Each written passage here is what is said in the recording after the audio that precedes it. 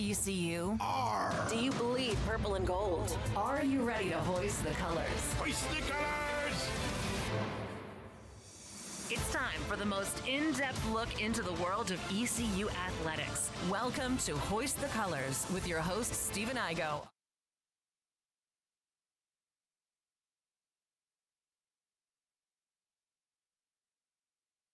Welcome in. It is a new week, Monday, June 9th, as we roll on into the summer. Exciting show ahead. We'll have East Carolina second baseman / outfielder / whatever position he wants to play. ECU baseball player Braden Burrus will be in studio here in a little bit, around 12:15. Coming off a big sports weekend, we are live on YouTube, Facebook, and X. Anything you guys want to address, we can get to that. The house settlement has been approved. The Omaha field is not quite set in stone. 7 of the 8 teams are set. We're waiting to see who team number 8 is. We'll discuss that. A handful of ECU baseball outgoing transfers have made their destinations. We'll talk about that. And also, ECU baseball has announced the return of a number of players. So we'll get into that if we can. NBA Finals, all squared at 1-1 with the Pacers and the Thunder. So, man, there's a lot going on. We got Dominic Kasolke producing today as his last day in the hot seat for now, Dom. So you did Friday with flying colors. Yeah, it worked well. Are you ready for today? I'm ready for today. I'm excited to hear what Burris has to say. Yeah, Braden Burrus, who was included with the with the return announcements, which I had no doubt Braden Burrus was going to return, and we'll talk about that when Brady gets in. But how did you spend your sports weekend besides seeing the Red Sox take a series from the Yankees, which I know made you pretty happy? Yeah, I didn't get to watch too much of that. I wish I could have watched more, but the highlights always do some justice for me. I get to watch them and knew they beat them, and then I get to watch the highlights, so it's like watching it twice.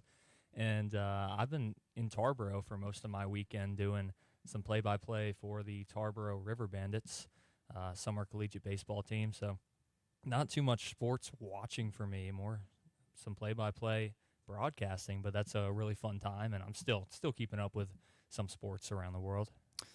I got to say, I just listened to some of your highlight calls. This is year 3 for you doing the Tarboro River Bandits, and you're pretty good, man. I don't want to inflate your ego too much. No, you won't inflate my ego. I do appreciate it, though. My ego will stay the exact same. I don't ever want to think I'm better than I am. I want to always try to improve, but I do always appreciate the love.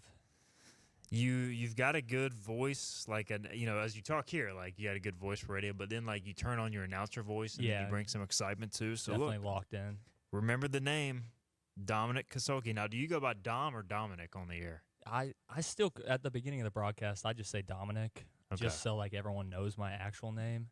But I let, if I'm ever with a color announcer or another announcer, I let them call me Dom if they want to. It doesn't matter to me.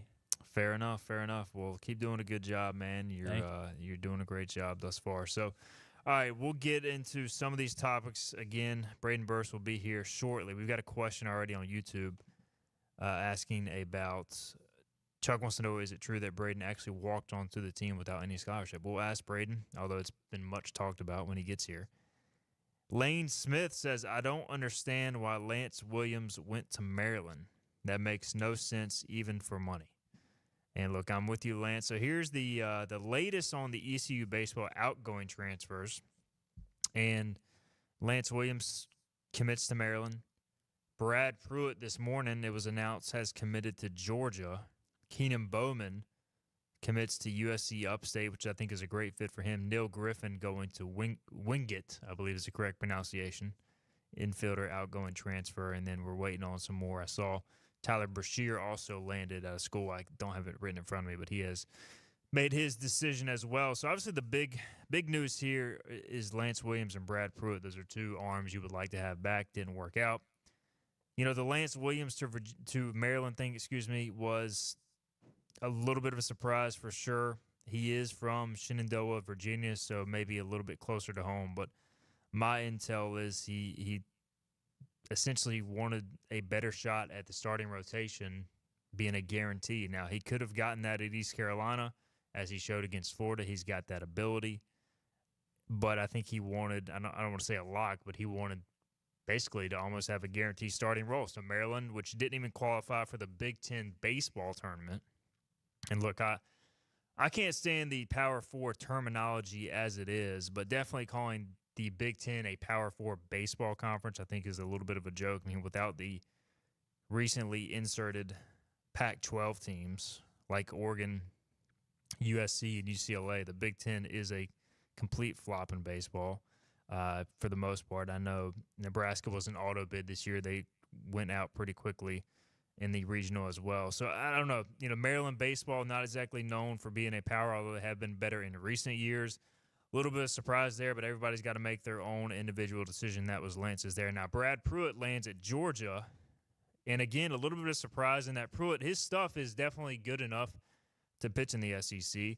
Consistency, strike throwing are issues. Georgia must be pretty desperate for some pitching. Nothing against Brad. I think he can go there and do well. He can get hitters out at that level. It's just consistency for both these guys. And Dom, I know you watched some ECU baseball this year. Like, as you see Lance Williams go to Maryland and Brad Pruitt go to Georgia, any hot take from Dom on where these guys ended up? Like, either one.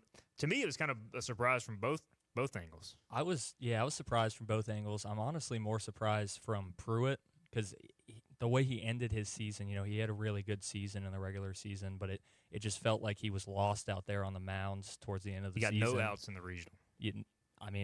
That's insane. I think it might have started, what was that Tulane or South Florida game where he started the game, allowed like 9 earned, and then Norby had to come in. You weren't expecting Norby to come in that early. I don't know if the confidence was lost there or what happened, but I would have kind of expected him to make a play to come back, or I don't know about Georgia being the school to go to. And you're going from Oklahoma to ECU, but then to Georgia. So you got some pretty good schools on the list. 3 schools in 3 years is look, that's college sports these days. Again, I'm never going to blame a player for transferring in this environment. I don't know if it says anything about him or not. That's for other people to decide. But we'll see. I have nothing against Brad Pruitt, so I wish him the best. It just was a surprise. Georgia too, a hitter's ballpark. So that is exactly. That is the interesting place to end up. And then Lance Williams to Maryland. Look, he can do really well there. But again, you see it with summer ball. A lot of these guys have stuff down, but if you can't throw strikes consistently, that's really what it all comes down to. Both these guys have more than good enough stuff to succeed at their respective destinations, and they could have succeeded at ECU, but it's all going to come down to strike throwing for those gentlemen. Yeah, I 100% agree. Go ahead. So, we'll see. And so Keenan Bowman goes to USC Upstate. We'll see. I think that's a good fit for him, and then Neil Griffin to Wingate. So Lane with the he said that makes no sense for money, as he's speaking for Lance Williams, even for money. I don't know if he's going to get paid. I don't know what the revenue share salary situation is like at a Big Ten school. Are they even going to invest? Yeah, maybe he's going out there and betting on himself to get paid after getting a starting role, and that's kind of his thought process after a good start in the regional, looking to get a starting role, showcase yourself, and make a bunch of money the next year. We've seen it go both ways, Dom, not to go too far down this path, but look, Zach Root. Yep. Arkansas shoves on Saturday against Tennessee, whatever day it was, and he's out there cursing on national TV as he goes to the to the bench. But look, he stayed at ECU for 2 years, then made the leap, and it's worked out great. I'm sure he got paid. Bristol Carter, maybe not as much, although he has been a part-time starter this year for Auburn. But his numbers dipped down significantly, and Auburn obviously a great team. Yep. But, I would say probably the year hasn't gone as he envisioned. So it just shows, man, you just never know what you're going to get in some of this stuff. Betting on yourself. Yep, it is what it is.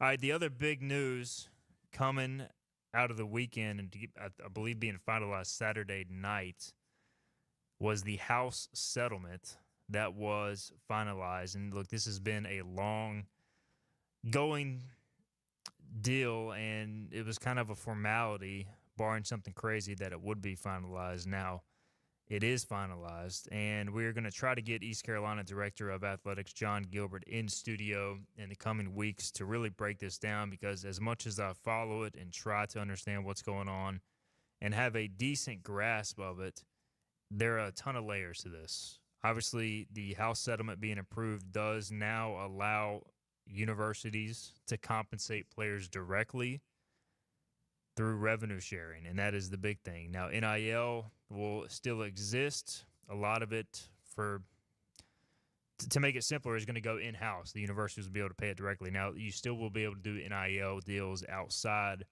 of the revenue sharing as well, but it has to be formally approved and it has to make sense. You can't just give a kid $500,000 as part of an NIL deal without some sort of approval now. So that is another layer to this.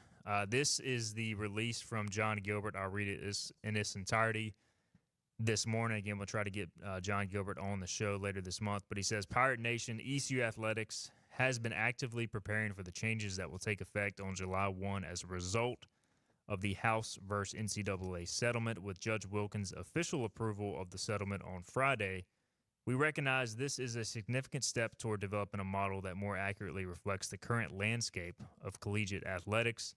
This is a pivotal moment for our industry at ECU. We are confident that we have formulated a sustainable path forward that is best for our institution as we move into an era that includes revenue sharing with student athletes through a licensing agreement, as well as mandated roster limits and scholarship changes for all sports. Our focus remains clear. We are committed to supporting our student athletes with the resources, development, opportunities, and facilities they need to grow as leaders and pursue excellence in competition and in life. We will not waver in our commitment to achieve competitive success both on and off the field. We are confident Pirate Nation will stand with us during this transformative time. It will take the unified effort of our Pirate Club members, fans, and our entire university community to navigate this new era and ensure a strong, sustainable future for ECU Athletics. Go Pirates. That from John Gilbert this morning. So, again, you can read that in its entirety on ECUPirates.com. We'll try to get Gilbert in the coming weeks to issue more thoughts on that. So, again, there's your House settlement. We'll dive more into that as this week goes on, as we continue to kind of peel back the layers of the onion, so to speak, with that settlement. All right, a few more things. We'll get a break in and welcome Braden Burrus into the show. Super regional action over the weekend. Louisville advances past Miami. They head back to Omaha after a few down years.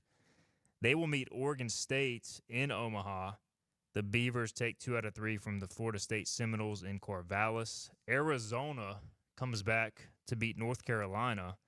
UNC absolutely rolled in Game 1 and then, man, just gave away Game 3 with some defensive lapses. Credit Arizona for going across the country, winning that heartbreaking year into the year for a very good North Carolina team.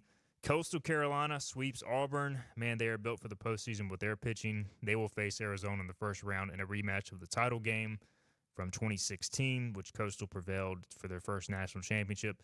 UCLA beats American Athletic Conference brethren UTSA 2-0. They await the winner of Murray State and Duke.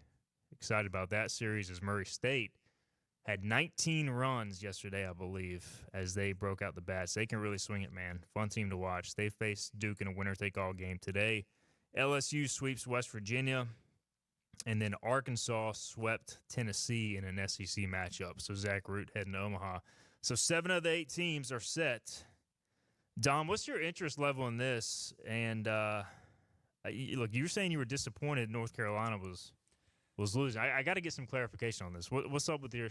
Are you a Tar Heel guy? No, I was a Tar Heel guy before I came to ECU. I'm now an ECU guy. If ECU plays any team, it's ECU over anyone. But just growing up in North Carolina, it's just like what all my friends did. We picked one of the Carolina teams. Half of them picked Duke, half of them with NC State, and then that math doesn't make sense. But you know what I'm saying.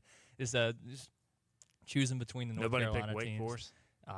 No, not in my friend group at least. You got to pick the Pirates, man.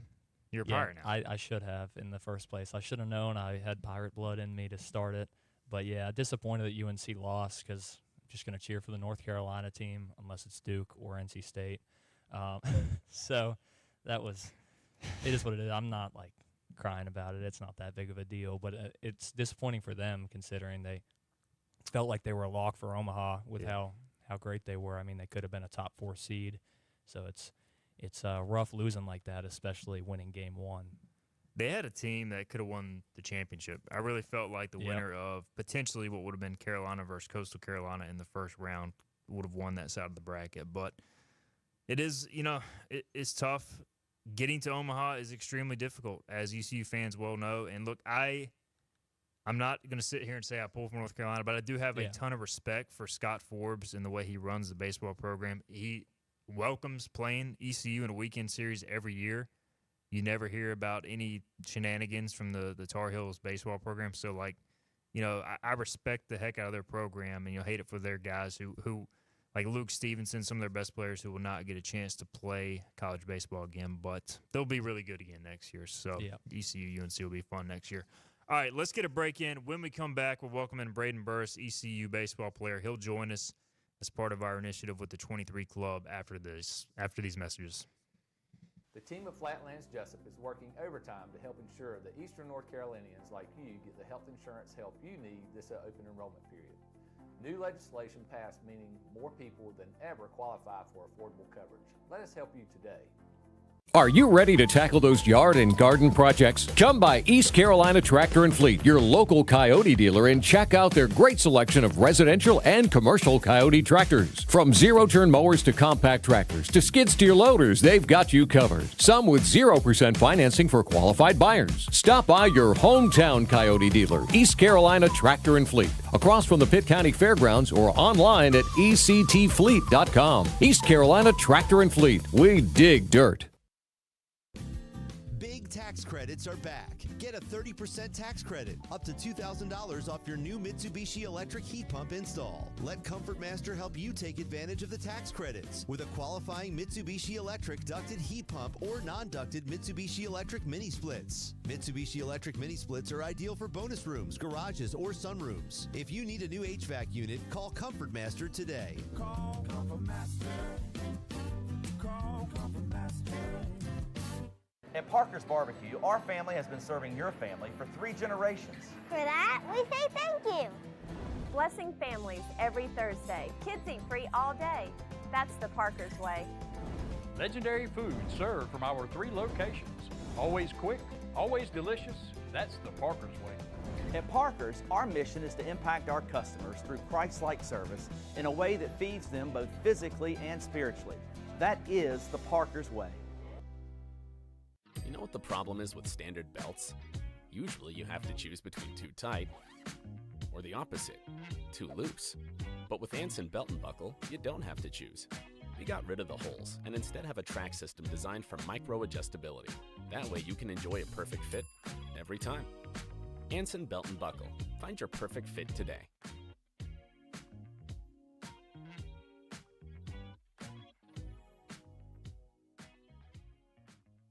Healthwise Pharmacy rounds the bases with all of your infusion, retail, compounding, and medical equipment needs. Locally owned and operated by pharmacist Marcy Parker, Healthwise has grown to be your most trusted provider for infusion services. Currently providing in-home or on-site infusions in North Carolina, South Carolina, and Virginia. Visit Healthwise Pharmacy at 615B South Memorial Drive or call 252-295-0059 to speak to a patient service representative to find the option that best suits your needs. Tired of the 1-800 numbers advertising Medicare products? Flatlands Jessup has 6 offices all throughout Eastern North Carolina. Get face-to-face help from our local award-winning licensed team. Stop by today. Flatlands Jessup, your whole world covered. Get ready to board. We're live with Stephen Igo on 94.3 The Game. Now, back to Hoist the Colors. All right, welcome back in. It is Hoist the Colors on a Monday, June 9th edition of the program. Appreciate everybody tuning in. If you got a question on YouTube, Facebook, or X, drop it there. We'll get to it over the course of the remainder of the show. Let's welcome in today's guest. He's back in studio, fresh off a standout freshman season. He's ECU. I just referred to you as baseball player, Braden Burrus, because you played second, outfield, a little bit of everything. But welcome back, man. Thank you for having me. So Braden is with us, part of our 23 Club initiative, and obviously, IBX Media getting behind the baseball team. I encourage everybody as well, if you're listening, go to 23club.org, donate to those guys. Pirate Baseball, building something special and looking forward to the future, which Braden will be a big part of that. We'll get into that and more. But, man, just we got a lot to catch up on. Freshman season in the books, Braden, and I guess we'll start with your overall thoughts on how it went. I know you had some ups and downs to start with. Obviously, you finished on a pretty high note overall. So just how do you even kind of begin to describe your first foray into college baseball? I guess there's only one way to describe the season, a roller coaster pretty much. We had our good streaks, and then we had our bad streaks, but then, it gives like us young guys and everybody coming back a lot of confidence, just kind of knowing what we're capable of, what we did the last 2-3 weeks this season. So that was really fun to be a part of, and just being able to build off that just those last 2 weeks and transfer that to next year. How do you describe the way you because you could see it at least for me on the outside looking in, like you could see y'all's confidence growing, and clearly it started in Clearwater, but like even when y'all were playing Florida or Coastal, y'all went toe to toe with the Chanticleers, like you could just see the confidence coming out of you guys on the field. So like, is there a point in time you look at as like y'all started to believe and really come together as a group? I mean, I think everybody was just worried about doing their job. Nobody was worried about trying to do, more than what they were asked. They just went in there with full confidence that they were better than the pitcher, or the pitchers were better than the hitters. I mean, everybody kind of bought into what, we've been preaching, and it paid off the last 2 weeks. No doubt. Pirates go to the Conway Regional, and they sweep Florida. Lose two close games to Coastal Carolina. The first game, of course, got away. But if anybody didn't watch that game, the first 6 innings were incredible baseball back and forth before Coastal ran away with it late. We'll start first with Clearwater, Braden. Just that experience of going down to the tournament and having to win the auto bid. Like, was it kind of a reset going into that week that you guys realized, like, all right, it hasn't been the season we wanted, but really it does come down to just doing our job and surviving advance type of deal? I mean, yeah, going into it, everybody has the same exact record as soon as you get to the conference tournament.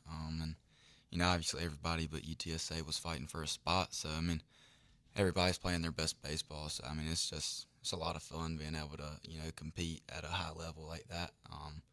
But it was good. There was a lot of energy there. The fans were honestly pretty incredible to be, in Florida, and we're from North Carolina. But, I mean, it was cool to be a part of. So you had a ton of big moments in that tournament, but obviously the go-ahead home run.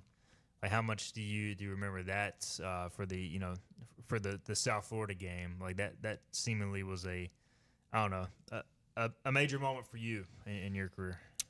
Yeah, I mean, I told everybody that I was sitting one pitch each time I played them.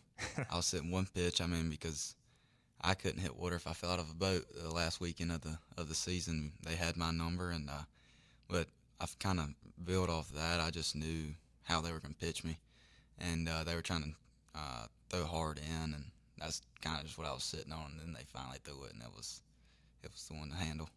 And you guys had seen each other like 5 times in the span of a week, so you're probably tired of facing each other. Everyone knew each other really well. And winning that championship too, Braden, what did that mean to you on that Sunday over Tulane? I mean, that's kind of what I came here to do. Come here to win championships, and it was fun being able to bring one out, especially for the seniors. Riley and Jake and John and Jaden. But I mean, just playing beside Riley is one of the most incredible things I've ever been a part of. I think I got more comfortable when he got back, just because I see how he plays, and if I can play a little bit like him, then I might be all right. No doubt. He's an awesome player and fan favorite for sure. Braden Burrus with us in the studio.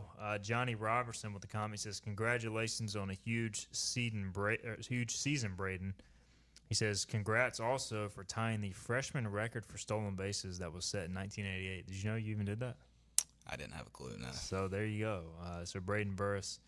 According to Johnny Robertson, we call him Stats Guy because he just breaks out these stats out of nowhere. I'm gonna roll with it, Johnny. We'll just say Braden tied that. So awesome season for Braden in many regards. What were you most, happy with over the course of the season for your individual performance? I know the team you strike me as a team guy. So, like, I don't expect you to get up here and talk about all your individual success, but what were you most happy about, just as far as your game? I mean, just kind of going in there and being consistent, the way that the season was, it was just ups and downs, and just kind of try to be that guy that's consistent, trying to get everybody back on the right path. And I mean, obviously the season wasn't the best, but I mean, we turned it around, and I say everything worked out. Cliff Godwin, your head coach, kind of talked about, I think it was that South Florida game where you were in the dugout, like, this guy's not going to beat us. Like, that's that competitive nature kind of taking over, Braden. You've been a winner everywhere you've been. And, like, did you kind of feel yourself becoming a little bit more of a leader as the season went on? Just you're playing a lot, you're having some success, that sort of thing? I mean, yeah, for sure. I mean, you get more comfortable, the more you're on the field. And, I mean, everybody's watching every move that you make. So, just keep your head on your shoulders is what's most important. Braden Burrus with us, coming off a standout freshman year. All right, so, Braden, you guys as a program, the ECU baseball social media accounts, they've been announcing, the return of several players, including yourself. A lot of this core remaining intact. Look, let's just be real. I mean, it is a volatile time in college athletics where guys enter the portal for different reasons. But I don't know you that well personally, but I never really had a doubt you'd be back, Braden. You seem like you're an ECU guy. Like, I don't know, does any of that stuff ever enter your mind, or were you just always like, man, I'm locked in 100%? Like, that's kind of the way you strike me as. Yeah, I mean, I've never thought about leaving here. I enjoy it. It's right down the road. Family's a big thing to me, and they're 30 minutes away. They can go to any home game they want. So, I mean, that's what's really most important for me. But, I mean, we got the best fans in college baseball. So, I mean, why would I not want to play in front of that? And you said growing up, I mean, it was a dream to put on the uniform. And, I fully believe that watching you play. And, what's it like knowing that, a lot of the top guys, that were on your team last year be back? We've seen Austin Irby. I've talked to Sean Jenkins. He's going to join us probably later this week on the show. And, Colby Wallace, Ethan Norby, like knowing, and there'll be others as well, knowing that you guys are going to have a lot of this thing to run it back next year. I mean, yeah, we're a young team, and, for us freshmen, just seeing it like what it's supposed to look like the last 2 weeks, we understand what it's supposed to look like now. So, I mean, we can kind of turn that into next year and, help the freshmen, understand what it's supposed to look like from the beginning. And a lot of people don't realize you got hurt in the fall, right? Was it wrists? I broke my hand. So, and you were having a good fall. I was out there, and I think people don't realize like how like an injury like that can set you back, mentally and physically. So, I go back to that point because I remember like, all right, this Braden Burrus guy is going to make an impact. Then he got hurt. So how much, as you go back to that moment, like did that, I don't know, set you back a little bit, but then also make you maybe appreciate the game more when you came back, that sort of deal? I mean, I'd say it was honestly probably perfect timing. Getting to the end of the fall, your body's getting a little worn down. And then I got hurt, and then it was over winter break, which is probably one of the best times that I probably could have been hurt. Because now, my body's recovering. Obviously, I was with Hunter Martin, our trainer. He was outstanding. And then, getting back, and I was pretty much 100% when we got back for the spring. So it worked out perfectly. So you were ready to roll. Speaking of getting a little bit of a break, you will be taking this summer off. I know originally you were scheduled to play with the Yard Gnomes, right? And so you're getting the summer off. So what went into that decision, talking with the coaches just to kind of take it easy a little bit? He just I was kind of banged up a little bit towards the middle of the season when we had the conversation about not playing. And, he said taking the summer off was probably best. So, I mean, I trust Coach Godwin with whatever he says. I mean, I'm a roll with him. So he thought it was best for me to come back and be 100% in the fall. So, I mean, that's a decision we made. Braden Burrus with us in studio, just wrapped up his freshman season. So we got to talk about the regional a little bit, Braden. And I tell you what, I love it that you started the first Florida game with the bunt. Like, they were on their backup catcher. I noticed he didn't move too well. I don't know if that was part of the game plan or just, like, challenging them up front. But, like, that set the tone. So was that a you talking with coach thing, or was that a Braden decision? Just how did that come about? And then, like, how much does that just fire up everybody? I mean, yeah, they talked about how I mean, Florida's not a very good. They don't cover the bunt well, Yeah. so I knew if I could just get one down, kind of in like a decent spot, then I had a good chance of getting on. And you know, Coach Gowan always talks about that if I can get a bunt down, the crowd's gonna go crazy. And you know, as soon as he called me safe, the crowd went crazy, and then obviously Jack had a good AB after that, and then we just kind of fed off of it. I mean, like Florida's obviously incredibly talented. I mean, they're running out. Everybody throws 94 to 96, but you guys, I mean, y'all just seem so prepared and so ready for them. Like going into it, was there ever a doubt y'all could compete with them? I know, like you're gonna say no, but to like go out there and dominate the way y'all did, like how much confidence does that give to you guys? I mean, we were just so well connected. Every batter that went up there, I mean, there was no at bats given away. Every player up there made the pitcher work, and you know, obviously we were able to get their starter out pretty early both times we faced them. So I mean, you know, just continuing to make the pitcher work is big, and then every pitcher we put out there, they just filled up the zone. You know, made them getting themselves out pretty much, and obviously you had Norby, he was outstanding the first time, and Lance was great the second time. But I mean, if you just fill up the zone, I mean, they're gonna get themselves out. No doubt. Braden Burrus with us. All right, I got to ask you your take on the whole, I mean, the Kevin O'Sullivan thing's been beat to death, but were you around when that whole ordeal was going on? And, you know, he told Parker's going on record to shove the whiteboard up his, you know, where the sun don't shine. Like, just, I don't know, your take on any of that, Braden. Yes, I walked in right beside Parker, actually. Yeah. And as soon as he said it, I kind of just turned and started laughing. Like, I was like, oh, he's just joking, right? Right. And so then I just turned around and I kept on walking. And then they kept talking, so I was like, and then the coaches started coming, so I was like, I'm gonna go to the dugout. I ain't dealing with none of this. This guy's something special.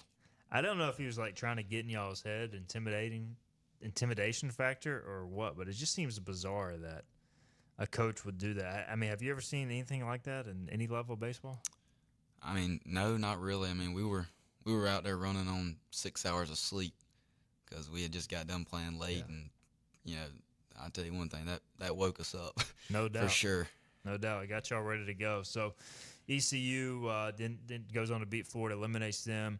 You guys played a classic with Coastal in the nightcap. Look, they win 1-0. I thought it was one of the better college baseball games I've seen in a regional. Pirates fall on the short end. And, you know, just knowing that you guys pushed them that well, and then, you know, Coastal goes to Auburn, sweeps them. Like, they're pretty legit. Just as a baseball fan, like, you got to, I don't know, appreciate how good they are as a team too, right? I mean, yeah, they were obviously one of the best teams we played all year. They just did all the little things right. Their pitchers filled up the zone with multiple pitches. I mean, but they were a really good team. Man, I'm rooting for them. I think they're classy. They play the right way. Yeah, they're a bunch of good guys, honestly. You know, just talking with a couple other players, like when I get on base or whatever. But I mean, it was fun playing them. No doubt. Coastal heading to Omaha, and they'll match up in the first round with Arizona. It'll be interesting to see how that unfolds. We'll get a break in. We'll come back. We'll continue on with Braden. We got several questions to get to on the HTC boards that you guys sent in, so we'll get to that and more. This is Hoist the Colors on a Monday. Hey, it's Jim Wells again with Wells Roofing and Gutters here in the beautiful community of Lindale, Bedford. At Wells Roofing and Gutters, we believe in quality first, and that's why we use CertainTeed shingles, which are manufactured in Oxford, North Carolina, a local company. In the event you ever do have a claim or a problem with your roof system, they're local and they come and take care of us in a timely manner.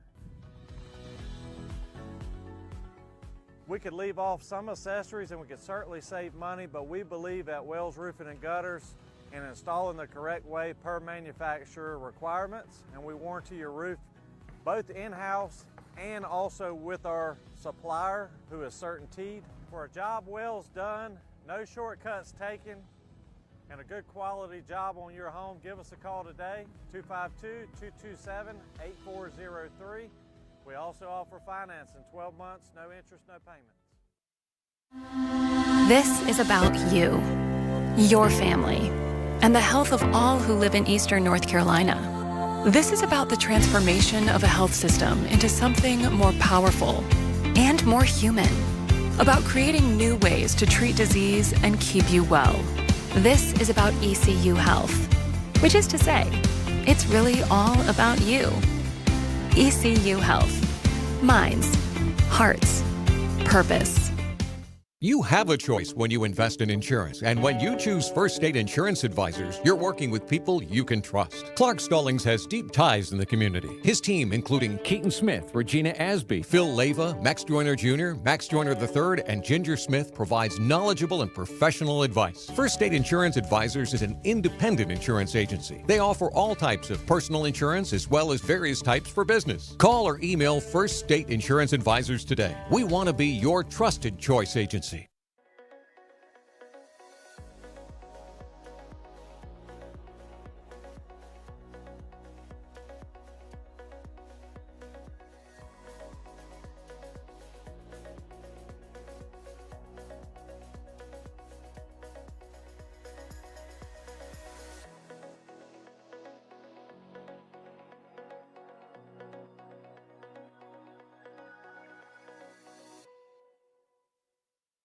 Other restaurants claim their food is fresh and fast, but are they friendly? At Moore's, you're treated like family the minute you walk into their doors. With locations in Winterville, New Bern, Swansboro, Morehead City, and Jacksonville. We've been practicing what we preach since 1945. At Moore's, our barbecue is slow cooked and smoked over real wood daily until it's so tender it's falling off the bone. Combined with our fresh chicken, cooked to order seafood, and homemade fixins, we're sure you'll agree. If it's not Moore's, it's less.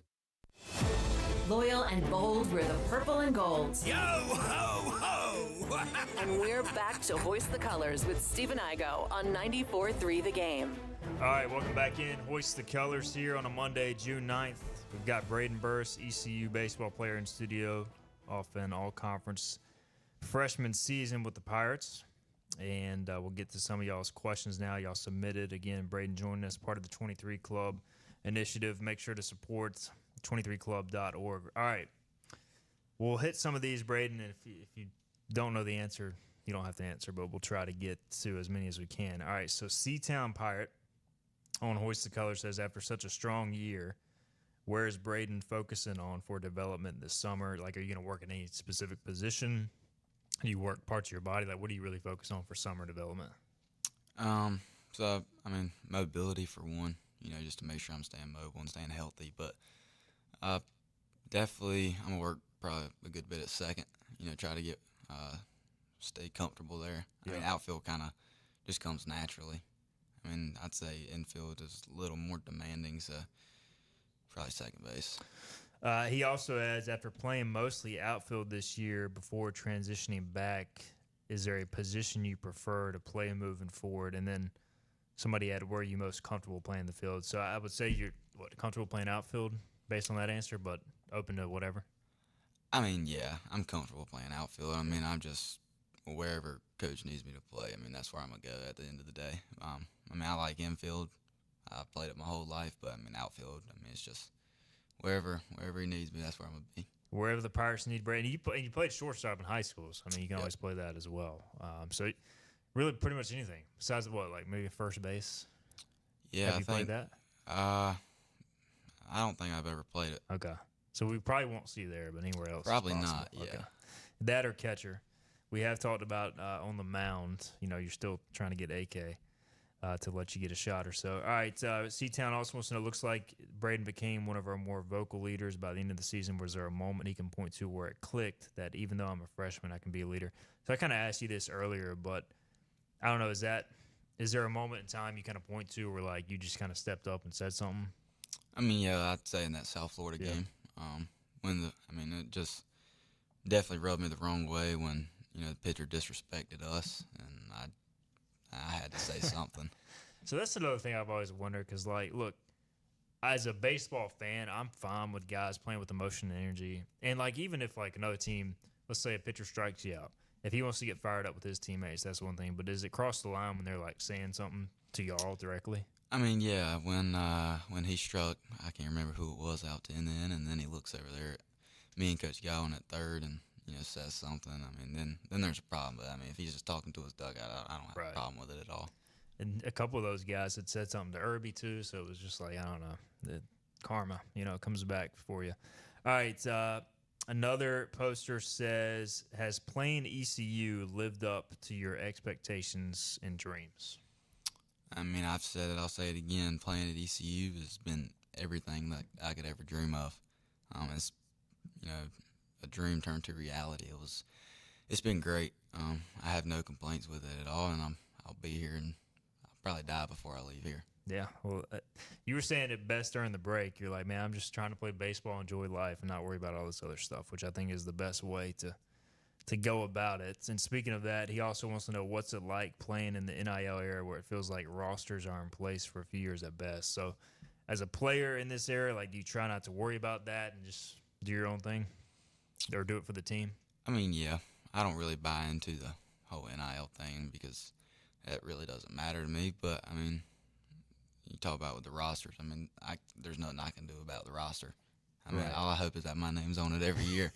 But, I mean, obviously players are going to come and go. But, you never get to play with the same team, back-to-back years. Somebody's going to be gone from it. And it was the same way in high school, of course, and will certainly be that way going forward. Which Chuck did ask, is it true that Braden actually walked onto the team without any scholarship? So I do want to make it clear, like, baseball is a little different. There were only 11.7 scholarships to go around, so you had been committed a long time. It's not like you just showed up as a walk-on. Yeah, I committed before my junior year in high school. Okay. But you did play last year as a walk-on.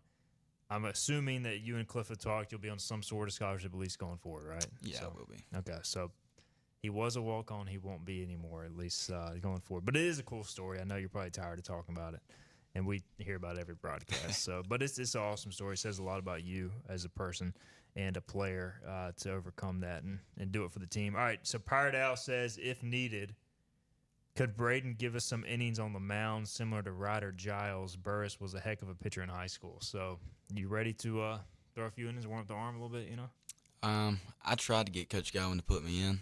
He told me that he didn't say at all in my career. He said this past season, he said I was not stepping foot on the mound. But that's fine. Maybe I can talk him into it this year, hopefully. I did make a bold prediction on our podcast at one point this year that you would pitch. I think it was during the South Florida series when obviously y'all were trying to save pitching. It didn't work out, but I was hoping it would come true. So maybe next year. Tarboro Bill says, is the team going to take the field next season all carrying whiteboards? That's a good question. I think that might be a good idea. Everybody just shows up to every game with a whiteboard. I don't know where we would put them. Right. We'd have to leave them somewhere because I'd take up too much space in the dugout. But I think that's a good idea. That'd be pretty cool. Y'all did a great job, which I know you were probably busy playing. But after the whole incident happened, I think it was Norby and somebody else were like putting the whiteboard front and center in the dugout every time O'Sullivan visited the mound. So that was pretty good, I thought. So yeah, it was definitely funny. They were just sitting there holding it up there the whole game and made sure he saw it. Fun stuff, man. There's never a dull moment with sports. You gotta love it. All right, Pirate Mo says, how do you feel about the core group of players that are returning next season, and how you guys, experience-wise, how that could really pay off? I mean, I think it's great. I mean, obviously we had a lot of freshmen, like I said earlier, and then, I mean, not just freshmen that we had on the team, but freshmen that played a lot for us, and just being able to, take what we learned this past year and then build off that. And then obviously, like I said, teach the other freshmen, what it's supposed to look like. But, I mean, it's good to be able to keep a lot of the guys together. And how much are you guys, talking about that, whether it's like group text or just reaching out to each other? Like now that the season's over and you're not seeing each other every day in the dugout, like, hey, like let's do this thing, let's run it back, let's be even better next year. Like, are those conversations going on behind the scenes? I mean, we had those conversations after we lost Coastal Carolina in the regional, because I mean, obviously that leaves a bitter taste in your mouth. You're sitting there and at their field watching them celebrate. I mean, all you can think about is wanting to do that at your field. It's one of those things too. Like, as somebody who covers you guys almost every game, and you're so caught up in it. Like the race is ongoing. You're trying, especially when you're in the postseason. Like, it's just from day to day to day, and then all of a sudden it's over. Like, that always strikes me as a writer reporter. Like, it's hard to like fathom it that it's over. It's like, what do we do now? Like, as a player, does that even hit you a little harder too? I mean, yeah. On Monday after I got off the bus after we got home, I didn't really know what to do. I was like, well, I don't have to go to the field no more. what do I do now? Like, it's just, I kind of was sitting in my bed the other day and was just thinking about how bored I was because I just didn't have anything to do. Right. Like, I was just sitting there doing nothing. Well, enjoy it while it lasts. You know, you have too much to do before soon, but at least it allows you to come over here and do an interview. So we got that going for us. All right, Destry says, how has the transition from high school to college life been off the field? He says there's a little more going on in G Vegas than Snow Hill. So I don't know how much you worry about the off the field stuff, but just dealing with college and the classwork. I mean, you guys do a great job as a program, but it's not easy. So how do you deal with that? Just dealing with college along with baseball. I mean, you just got to have your priorities straight pretty much. You got to just understand what has to get done and when it needs to be done.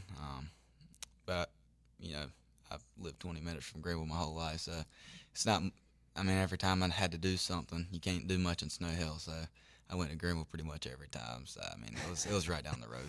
So you've basically been here a while. You know, it's nothing new for you. All right, Mike Ward says Burrus' voice gives off some serious Matthew McConaughey vibes. So you got the Matthew McConaughey voice going on. And then we got a question from somebody named, it's listed as Packard Bryant. It says, question for Burrus. Who is his favorite graduate manager for ECU baseball? I had to go with the guy who might have taught me outfield a little bit. So, I mean, that's probably Coach Bryant Packard. He's a pretty good guy, pretty good coach. Yeah, he's all right. Yeah, solid. What does Coach Pack? What does he need to work on this offseason? Probably his fungos, because I mean they're good sometimes, but then other times I'm out there chasing the ball because he tries to hit it over the fence and all that good stuff. He's just trying to teach you how to rob home runs, Well, he likes to hit them at the top of the scoreboard sometimes. And he's pretty good with the bat. Still is, and certainly was in the ECU uniform. All right, Braden Burrus, a few more things for you. We'll get you out of here, man. So now that you are kind of having some downtime, like do you do any non-baseball activities to pass the time, or do you just chill and I've done baseball? a lot of fishing recently. Okay, fishing. Yeah, I like to fish. I just went fishing not yesterday, day before. Me and one of my buddies, we went to the creek, and we were out there for like 5 hours, I think. It's a good way to spend 5 hours, though. So we spend a lot of time fishing. I mean, there ain't much to do. I mean, there's a lot of fields and ponds, and that's all you got. Sometimes that can be the best way to get away from it, though, because otherwise you just get caught up in all the stupid stuff out there. But that's good, man. And then with Omaha coming up, and obviously I think Duke Murray State tonight, final super regional game. Like, how much do you watch baseball on TV? We talked with Dixon Williams in the past, who doesn't really like to watch baseball. Do you find yourself trying to watch it? Because I was watching a ton this past weekend. Where do you come down on that end? I mean, I don't really go out of my way to watch it. If I'm just not doing anything and it's on the TV, I watch it. I mean, but I like to get away from it when I'm not playing. So, I mean, I'll watch it every now and again. So you may catch some of Omaha, but you're not going to watch every out. Nope. So, all right, Braden Burrus, he is going to be with us. We're going to try to get you on, I think, one more time this month, Braden, but this has been awesome, man. We've enjoyed having you in studio and appreciate you coming over today, man. It's been fun. Yeah, it's always a great time. Thank you for having me again. Absolutely. Braden Burrus coming off a standout freshman season with East Carolina. We'll get a break in. We'll be right back on Hoist the Colors to wrap up the show. Hi, I'm D.R. Alligood. And I'm his daughter, Jessica. For 11 years, we have built quality driveways and parking lots for both your residential and commercial needs. We also offer free on-site quotes to have your custom driveways built the way you want. 252-946-1227. Your roof is a vital part of protecting your home and family from dangerous storms and hurricanes. At Assist Roofing, we install and maintain metal roofing that provides precise protection. Add value to your home while lowering utility costs with a fortified roof to last a lifetime. With 0% financing, grants, and Energy Star Green Roofing tax credit available. Call us to schedule a free consultation so you can weather any storm with confidence. Make every day electric on the Kawasaki Electro 20 electric balance bike. Maximize the fun with long run times, impressive top speed, and Kawasaki build quality. Easy adjustability and smooth handling make everyday riding more enjoyable. And the standard MTB type tires provide off-pavement capability. The Kawasaki Electro 20 is the electric balance bike that's built to rip. Go to Ron Ayers Motorsports, Memorial Drive north of the airport, Greenville. Your confidence makes everything look good. You see the world in vivid color, not black and white. Swing through your neighborhood Fantastic Sam's Cut in Color and let our experienced stylists take you from everyday to extraordinary. Fantastic Sam's hair salons are locally owned and operated. Our full-service salons are conveniently located in Goldsboro, Kinston, Greenville, New Bern, Jacksonville, and Calabash. Stop in today at Fantastic Sam's, where the possibilities are endless. If you are interested in living longer and living stronger, Eastern Physical and Lifestyle Medicine is accepting new patients for a limited time. Finding a caring physician can be a challenge. Dr. Billy Smith is board certified in physical medicine and lifestyle medicine and has been practicing in the area for many years. Call for an appointment now to Eastern Physical and Lifestyle Medicine, 252-364-1108 in Greenville. That number again is 252-364-1108. Looking for a great deal on a new Nissan? At Greenville Nissan, we've got a great selection of new Nissans for under $30,000. The stylish Nissan Sentra, offering top-notch fuel economy. The Nissan Altima, known for its comfort and technology. The Nissan Kicks, the perfect combination with its compact design and performance. The Nissan Versa, delivering incredible value without compromising on features. And don't forget the Nissan Rogue, an award winner for 10 years in a row. Drive it home just for $22 down and $349 a month. Visit GreenvilleNissan.com today. Greenville Nissan, where we drive to serve. For 11 years, we have built quality driveways and parking lots for both your residential and commercial needs. We also offer free on-site quotes to have your custom driveways built the way you want. 252. Remember, get the podcast of the show on the IBX Media app or where you get your podcasts. Got it. You don't have to tell me twice. I remember it exactly. Steve and Igo and Hoist the Colors on 94.3 The Game.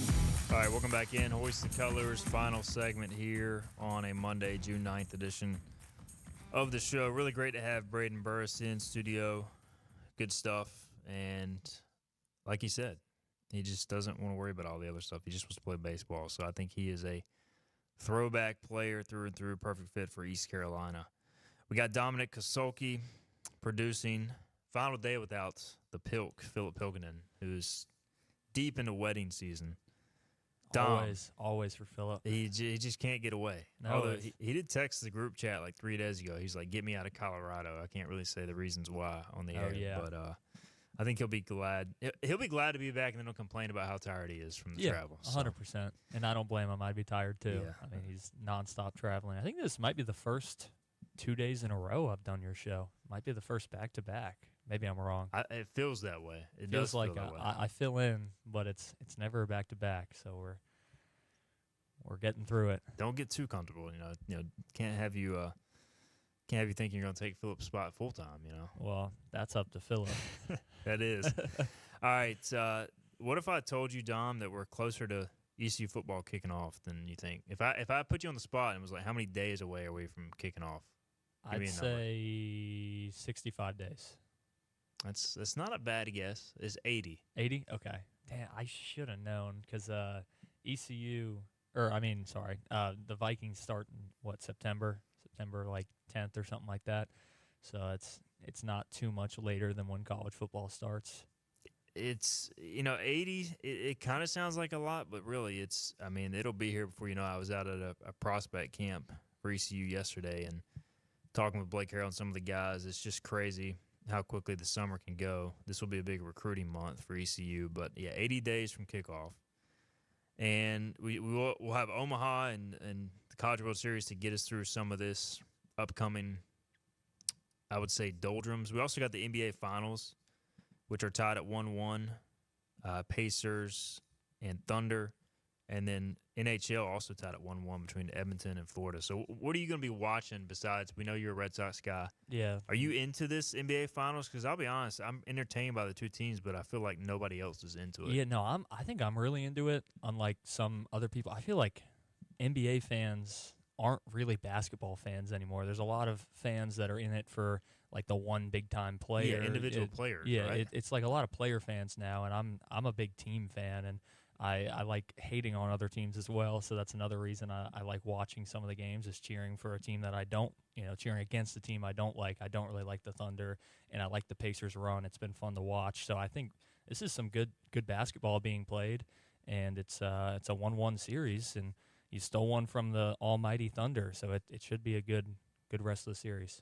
It is interesting you say that because I have been talking to people and listening to the podcast that people are complaining about how the lack of star power. And I do feel like the NBA is in a transition phase where it's going more from the stars to more team-based. And as a basketball fan, I enjoy it. But I feel like, as you mentioned, the individual player fans who just follow LeBron, they're all falling off because he's not making the finals every single year now. So now he's getting bounced in the first round, and they have high expectations every year, and he's bounced. They're like, oh, the NBA sucks now. I can't watch it. Come on, man. It's still good basketball. You're just hating on it because your player's out. They're just mad because LeBron is not there. But that's how it is. I'm with you. It'll be interesting to see how the next few years of that develop. And R.J. Felton continues to have a bunch of NBA workouts as well. So we'll see if he could latch onto a roster. That's awesome. Somewhere over the coming weeks and months after the draft. All right, we are out of time. Dominic Kasolki, great job today, man. Thank you so much. Absolutely. Happy to be here again. Listen to his calls on the Tarboro River Bandits, as he does a great job with that. Philip will be back tomorrow. We'll catch up with Pilk on Tuesday's show. Later this week, we're going to preview BYU football as we continue our opponent previews. We'll also catch up with Sean Jenkins, ECU baseball player, at some point. We'll see you tomorrow at 12 noon on Hoist the Colors.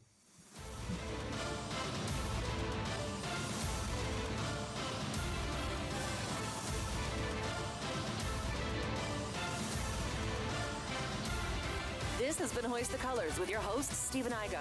Get a recap of this show at 943thegame.com and on your IBX Media app, on Twitter, Facebook, or anywhere you get your podcasts. Tune in weekdays at noon to get your ECU sports fix with Stephen Igo and Hoist the Colors.